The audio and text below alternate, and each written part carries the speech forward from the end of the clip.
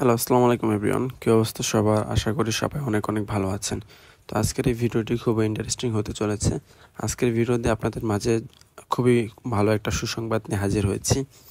তো বেশি কথা বাড়াবো না, ভিডিওর মূল আলোচনায় চলে যাব। তো ভিডিওটি শুরু করার আগে সবাইকে অনুরোধ করে দিব, যারা আমাদের ইউটিউব চ্যানেলে নতুন অবশ্যই ইউটিউব চ্যানেলটি সাবস্ক্রাইব করে পাশে থাকা বেল আইকনটি বাজিয়ে দিবেন, এবং যারা ফেসবুক পেজ থেকে দেখতেছেন অবশ্যই ফেসবুক পেজটি লাইক করে ফলো করে রাখবেন। তো চলুন ভিডিওর মূল আলোচনায় যাওয়া যাক। তো আজকের ভিডিওতে যে সুসংবাদটি দেব সেটা আপনাদের জন্য খুব উপকারী হতে চলেছে। কারণ হচ্ছে, আপনারা জানেন বাংলাদেশে কিন্তু ভিএফএস গ্লোবালের যে শাখাটা রয়েছে, 3টি শাখা, সেই 3টি শাখায় কিন্তু প্রচুর পরিমাণে পাসপোর্ট জমা আছে। তো এত পরিমাণ পাসপোর্ট কিন্তু ভিএফএস গ্লোবাল থেকে ডেলিভারি করতে তারা ব্যর্থ হচ্ছিল এবং তারা দিতে পারতেছিল না।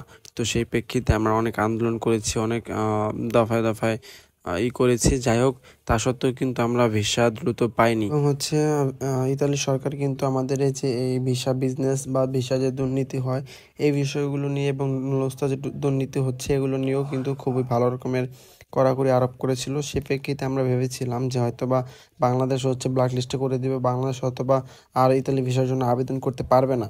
কিন্তু ফলশ্রুতিতে দেখা গেল আমাদের জন্য ভালোই হয়েছে। ইতালি গভর্নমেন্ট থেকেও একটা ভালো সুসংবাদ এসেছে। সেটা হচ্ছে, ইতালি সরকার কিন্তু রিসেন্টলি হচ্ছে 2 দিন আগে কিন্তু তার একটি আপডেটে তারা জানিয়েছে, বা তারা একটি ভিডিও কনফারেন্সের মাধ্যমে জানিয়েছে তারা চায় বাংলাদেশ থেকে শ্রমিক আসুক, তবে সেটা বৈধভাবে এবং বৈধ পথে আসুক, যাতে কারো জীবনের ঝুঁকি না থাকে কিংবা কারো কেউ বা প্রতারিত না হয়।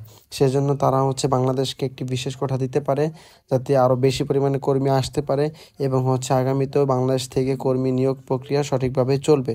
তো এটা আমাদের জন্য খুবই ভালো। আমরা ভেবেছিলাম যে বাংলাদেশ হয়তো ব্ল্যাকলিস্ট করে দেবে, কিন্তু বাংলাদেশ থেকে ব্ল্যাকলিস্ট করা হলো না, অথচ বাংলাদেশ থেকে তারা আরও কর্মী নিতে চায়, তবে বৈধভাবে, এবং বাংলাদেশকে হয়তোবা তারা আরও এক্সট্রা কোঠাও দিতে পারে, যেটা বর্ধিত কোঠা নামে পরিচিত। তো যাই হোক, বাংলাদেশ থেকে আপনারা চাইলে আবার পরবর্তীতে 24 সাল তো আবেদন শেষ হয়ে গেল, 25-26 এগুলো তো আবেদন করতে পারবেন। এবং হচ্ছে আরও একটি সুসংবাদ রয়েছে, সেটা হচ্ছে আপনারা জানেন ভিএফএস গ্লোবাল থেকে কিন্তু ইতালিয়ান যে রাষ্ট্রদূত আছে সে কিন্তু জানিয়েছে তাদের পক্ষে 100টির বেশি পাসপোর্ট ডেলিভারি করা সম্ভব না। তো সেই প্রেক্ষিতে ভিএফএস গ্লোবাল থেকে নতুন আরেকটি শাখা চালু করা হয়েছে, যে শাখা চালু করার ফলে হয়তো বা আগামীতে আরও কিছু পাসপোর্ট বেশি পরিমাণে ডেলিভারি করতে পারবে তারা। তাহলে আমাদের পাসপোর্ট ডেলিভারি আরও দ্রুত গতিতে হবে। তো যাই হোক, এই ছিল মূলত আজকের ভিডিও। আজকের ভিডিওতে চেষ্টা করেছি দুইটি খুব ভালো নিউজ আপনাদের মাঝে শেয়ার করার জন্য। যদি ভালো লেগে থাকে তাহলে অবশ্যই ভিডিওতে লাইক করে দিবেন এবং আমাদের চ্যানেলটি সাবস্ক্রাইব করে পাশে থাকা বেল আইকনটি বাজিয়ে দিবেন। আসসালামু আলাইকুম, দেখা হবে পরবর্তী কোনো ভিডিওতে।